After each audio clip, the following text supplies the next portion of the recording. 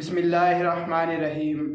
मोहतरम नाज़रीन, अॼु असां 20 सिपारे जी सूरह कसस जो सिंधी तर्जुमो कंजुल ईमान ॿुधण जी सआदत हासिल कंदासीं। बिस्मिल्लाहिर्रहमानिर्रहीम।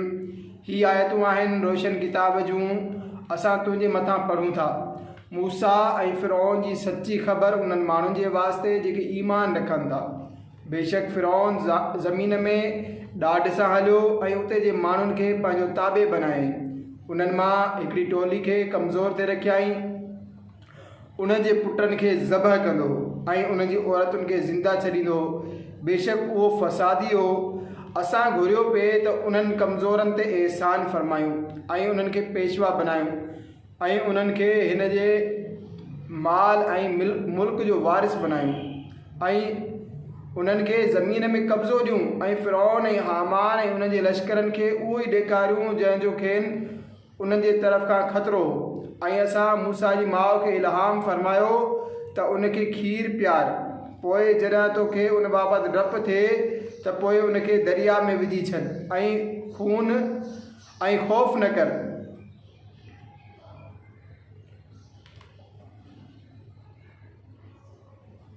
ऐं नई गम कर।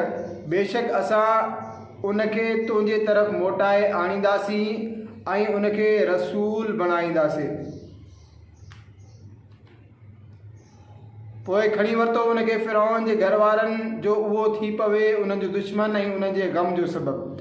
बेशक फ़िरौन ऐं हामान ऐं उन्हनि जा लश्कर ख़ताकार हुआ ऐं फ़िरौन जी बीबी चयो, ही ॿार मुंहिंजे ऐं तुंहिंजे अखियुनि जो ठार आहे, हिन खे क़त्ल न कयो, शायदि ही असांखे नफ़ो ॾिए या असां उनखे पुट करे वठूं। ऐं उहे बेख़बर हुआ। ऐं सुबुह जो मूसा जी माउ जी दिलि बेक़रार थी पई। बेशक क़रीब हो जो उहा हिन जो हाल ज़ाहिर करे विझे, जेकॾहिं असां उन जी दिलि खे मज़बूत न करियूं हा, जो उनखे असांजे वाइदे जो यकीन रहे। ऐं उन जी माउ उन जी भेण खे चयो, उन जे पुठियां वञ। पोइ उनखे परे खां ॾिसंदी रही ऐं उन्हनि खे का ख़बर कान हुई। ऐं असां अॻई समूरियूं दायूं उन ते हराम करे छॾियूं हुयूं। पोइ चयईं, छा मां तव्हांखे ॾस ॾियां अहिड़नि घर वारनि जो जेकी तव्हांजे हिन ॿार खे पाले ॾियनि ऐं उहे उन जा ख़ैरख़्वाह हुजनि। पोइ असां उनखे संदसि माउ जे तरफ़ मोटायो, जीअं माउ जूं अखियूं ठरनि ऐं गमगीन न थिए ऐं यकीन करे त अल्लाह जो वाइदो सचो आहे। पर अक्सर माण्हू नथा ॼाणनि। ऐं जॾहिं पंहिंजी जवानी खे पहुतो ऐं पूरो ज़ोर वारो थियो, असां उनखे हुकुम ऐं इल्मु अता कयो ऐं असां अहिड़ो ई इनाम ॾींदा आहियूं चङनि खे। ऐं उन शहर में दाख़िल थियो जंहिं वक़्तु शहर वारा ॿिनि पहरनि जी निंड में बेख़बर हुआ। पोइ उते ॿ माण्हू विढ़ंदे ॾिठाई, हिकिड़ो मूसा जी जमात मां हो, ॿियो उन जे दुश्मननि जे टोले मां। पोइ जेको संदसि टोले मां हो उन मूसा खां मदद घुरी उन जे ख़िलाफ़ जेको उन जे दुश्मननि मां हो।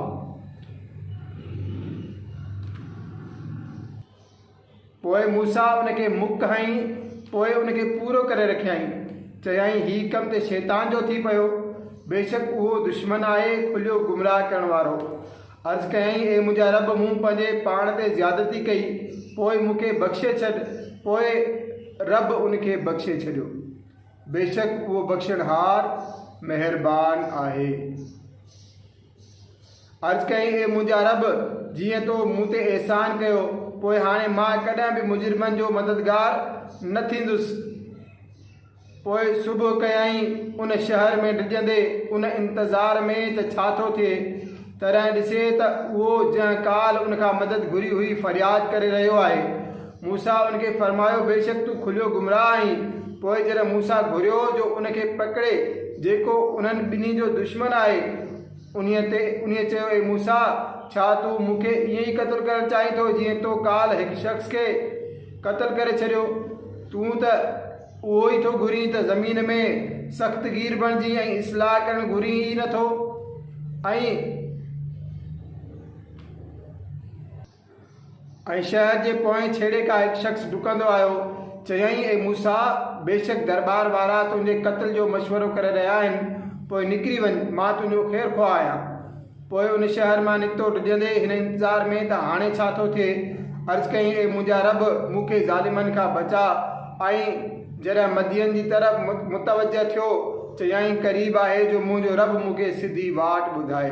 ऐं जॾहिं मदीन जी पाणी खूह ते आयो, उते माण्हुनि जे हिकु टोले खे ॾिठाई जो पंहिंजे माल खे पाणी पीआरे रहिया आहिनि, ऐं उनखां हिकु तरफ़ ॿ औरतूं ॾिठाई जेके पंहिंजे माल खे रोके बीठियूं हुयूं। मूसा फरमायो, तव्हां ॿिन्ही जो कहिड़ो हाल आहे? उन्हनि चयो, असां पाणी न पीआरींदियूं आहियूं एतिरे ताईं जो समूरा धनार माल पीआरे मोटाए न वञनि, ऐं असांजो पीउ निहायत पोढ़ो आहे। मूसा उन्हनि ॿिन्ही जे माल खे पाणी पीआरियो, पोइ छांव जी तरफ़ फिरियो, अर्ज़ु कयईं, मुंहिंजा रब, मां उन ताम जो जेको तूं मुंहिंजी तरफ़ लाहीं मोहताज आहियां। पोइ उन्हनि मां हिकिड़ी उन वटि आई, शर्म सां हलंदे चयाईं, मुंहिंजो पीउ तोखे सॾे थो जो तोखे मज़दूरी ॾे असांजे माल खे पाणी पीआरण जी। जॾहिं मूसा उन वटि आयो ऐं उनखे सचो सचो वाक़ियो बयानु करे ॿुधायईं, चयाईं, ड्रिज न, तूं बची वएं ज़ालिमनि खां।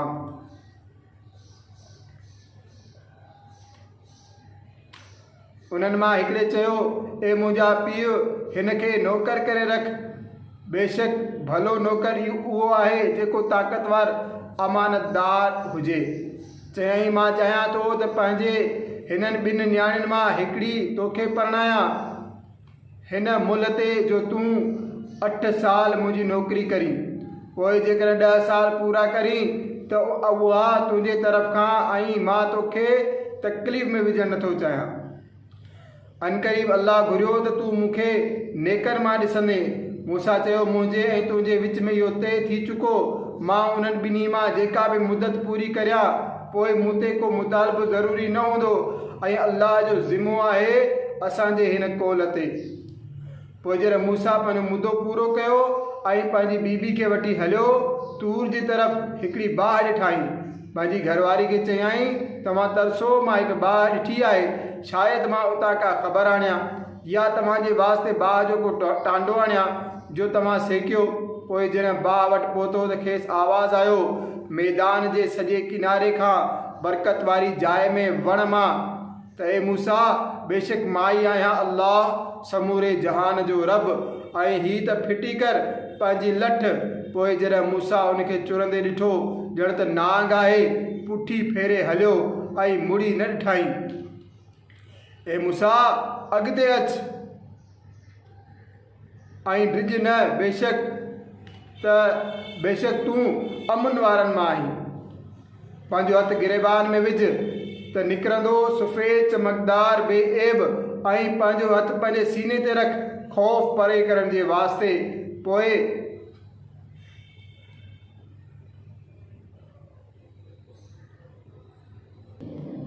ॿ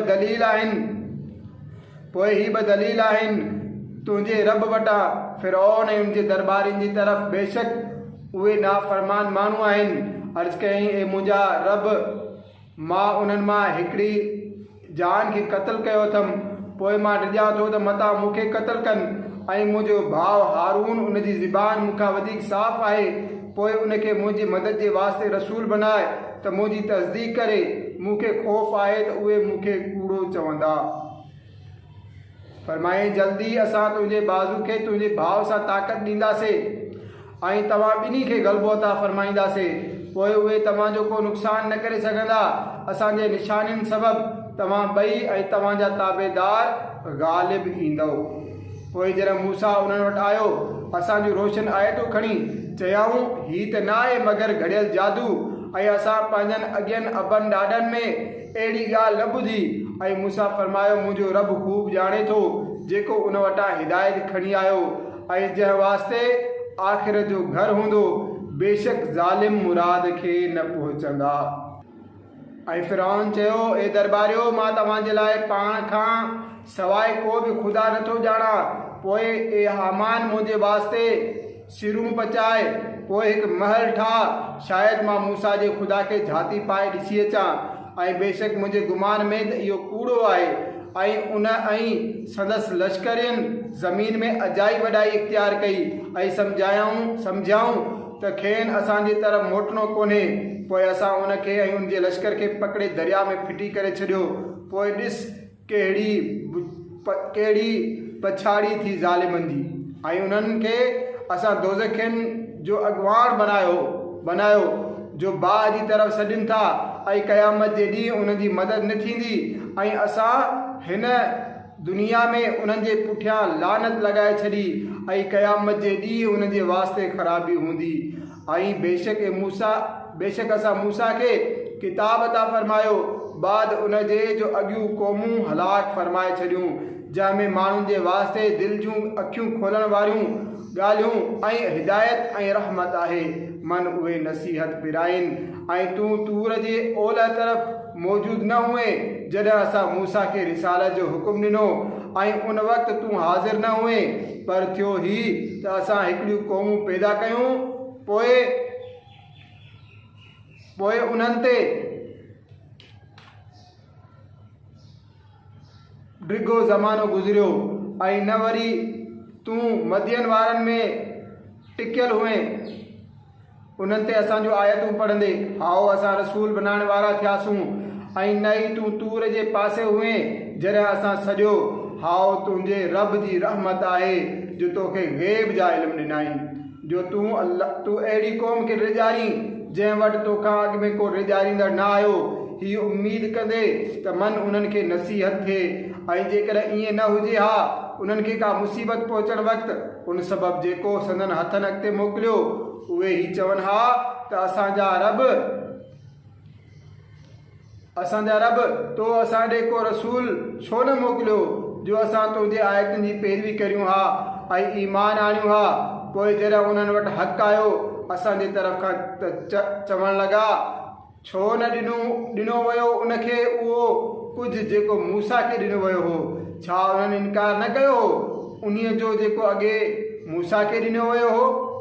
चयऊं इहे ॿई जादूगर आहिनि हिक ॿिए जी पुष्ट ते ऐं चवणु लॻा असां उन्हनि ॿिन्ही जा मुनकिर आहियूं। तूं फरमाए त पोइ अल्लाह वटां को किताब वठी अचो जो उन्हनि ॿिन्ही किताबनि खां वधीक हिदायत वारो हुजे। मां उनजी पैरवी कंदुसि जेकर तव्हां सचा आहियो। पोइ जेकॾहिं उहे तुंहिंजो उहो फरमान क़बूल न कनि त पोइ यकीन कर त उहे फ़क़ति पंहिंजी ख़्वाहिश जे ई पुठियां आहिनि ऐं उन्हनि खां वधीक गुमराह केरु थी सघे थो जेको पंहिंजे ख़्वाहिश जी पैरवी करे अल्लाह जी हिदायत छॾे। बेशक अल्लाह हिदायत न फरमाईंदो आहे ज़ालिमनि खे ऐं बेशक असां उन्हनि जे वास्ते लगातार कौल नाज़िल फरमायो जो मन उहे ध्यानु कनि जो उन्हनि खे असां हिन खां जो मन उहे ध्यानु कनि जिन खे असां हिन खां अॻे किताब ॾिनो।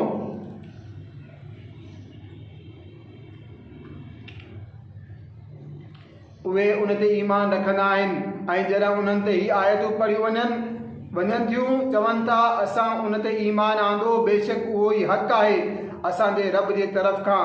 असां हिन खां अॻे ई कंध झुकाए चुका हुआसीं।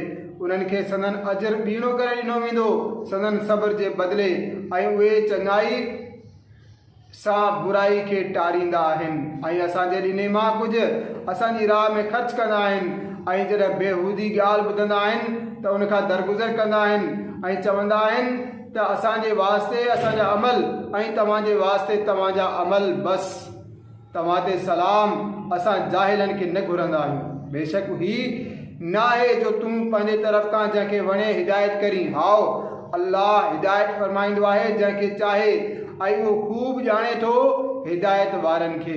ऐं चवनि था जेकॾहिं असां तोसां गॾु हिदायत जी पैरवी करियूं त माण्हू असांखे असांजे मुल्क मां झटे वेंदा।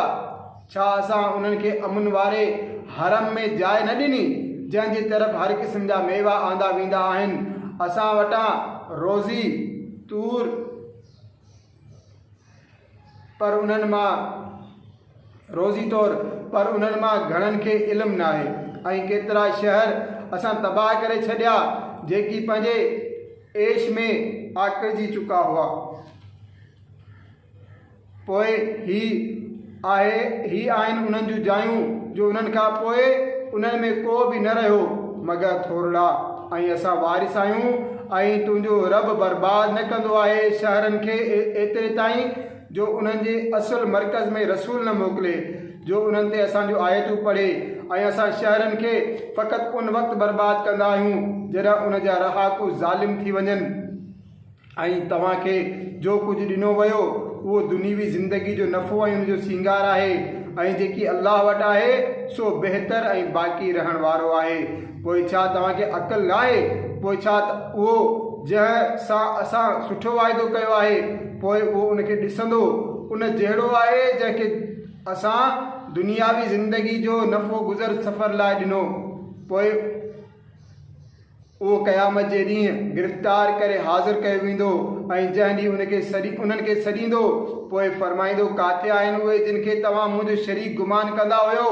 उहे चवंदा जिन ते ॻाल्हि साबित थी चुकी, ए असांजा रब ही आहिनि उहे जिन खे असां गुमराह कयो। असां उन्हनि खे गुमराह कयो जीअं पाण गुमराह थिया हुआसीं। असां खां बेज़ार थी तो ॾांहुं रुजू कयूं था। उहे असांजी पूॼा न कंदा हुआ ऐं उन्हनि खे फरमायो वेंदो त पंहिंजे शरीकनि खे सॾियो, पोइ उन्हनि खे सॾींदा, उहे उन्हनि जी न ॿुधंदा ऐं अखियुनि आॾो अज़ाब ॾिसंदा।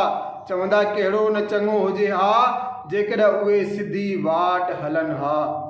ऐं जंहिं ॾींहुं उन्हनि खे सॼे फरमाईंदो त तव्हां रसूलनि खे कहिड़ो जवाबु ॾिनो, पोइ उन ॾींहुं उन्हनि ते ख़बरूं अंधियूं थी वेंदियूं। पोइ उहे हिक ॿिए में कुझु पुछी ॻुछी न सघंदा। पोइ उहो जंहिं तौबा कई ऐं ईमान आंदाई ऐं चङा कम कयाई, पोइ क़रीब आहे जो उहो कामयाब हुजे। ऐं तुंहिंजो रब पैदा करे थो जेकी चाहे ऐं पसंदि फरमाए थो, उन्हनि खे को इख्तियार न आहे। पाकाई ऐं बरतरी आहे अल्लाह खे उन्हनि जे शिरक खां। ऐं तुंहिंजो रब ॼाणे थो जेकी उन्हनि जे सीननि में लिकल आहे ऐं जेकी ज़ाहिर कनि था। ऐं उहो ई आहे अल्लाह जो, उन खां सवाइ को बि ख़ुदा कोन्हे। उन्हीअ जी तारीफ़ आहे दुनिया ऐं आख़िरत में, ऐं उन्ही जो ई कमु आहे ऐं उन्ही जे ई तरफ़ मोटाया वेंदो। तूं फरमाए भला ॾिसो त जेकॾहिं अल्लाह सदाईं तव्हां ते क़यामत ताईं राति रखे, पोइ अल्लाह खां सवाइ कहिड़ो ख़ुदा आहे जेको तव्हांखे रोशनाई आणे ॾे? पोइ छा तव्हां ॿुधो नथा? तूं फरमाए भला ख़बर त करियो जेकॾहिं अल्लाह क़यामत ताईं रोशन ॾींहुं रखे त पोइ अल्लाह खां सवाइ कहिड़ो ख़ुदा आहे जेको तव्हां वटि राति आणे जंहिं में आराम करियो?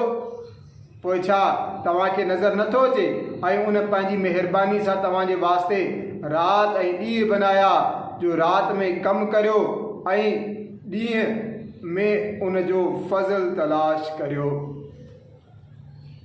ऐं हिन लाइ त तव्हां शुक्र करियो। ऐं जंहिं ॾींहुं उन्हनि खे निदा यानी सॾु कंदो, पोइ फरमाईंदो किथे आहिनि मुंहिंजा उहे शरीक जेकी तव्हां बकंदा हुआ? ऐं हर टोले मां असां हिकु शाहिद कढी करे फरमाईंदासूं पंहिंजो दलील आणियो, यकीन कंदा हक़ अल्लाह जो ई आहे। ऐं उन्हनि खां विसरी वेंदा जेकी कूड़ घड़ींदा हुआ। बेशक कारून मूसा जे क़ौम मां हो, पोइ उन्हनि ते ज़्यादती कई ऐं असांखे एतिरा खज़ाना ॾिना जो जंजूं कुंजूं हिकु ताक़तवर जमात ते खणण ॻरियूं हुयूं। जॾहिं उनखे संदसि क़ौम चयो त आकड़ न कर, बेशक अल्लाह आकड़ कंदड़नि खे दोस्त न रखंदो आहे।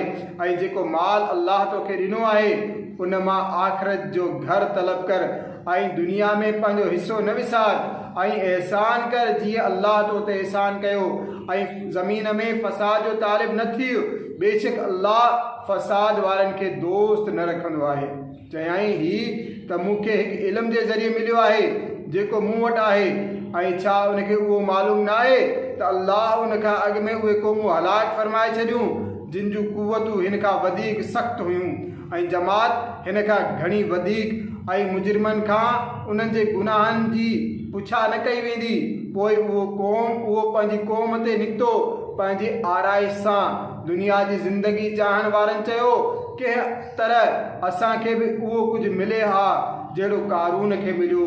बेशक उहो वॾो नसीब वारो आहे। ऐं चयो उन्हनि जिन खे इल्मु ॾिनो वियो हो ख़राबी हुजे तव्हांजी, अल्लाह जो सवाबु बहितर आहे उन जे वास्ते जंहिं ईमान आंदो ऐं चङा कम कयाई।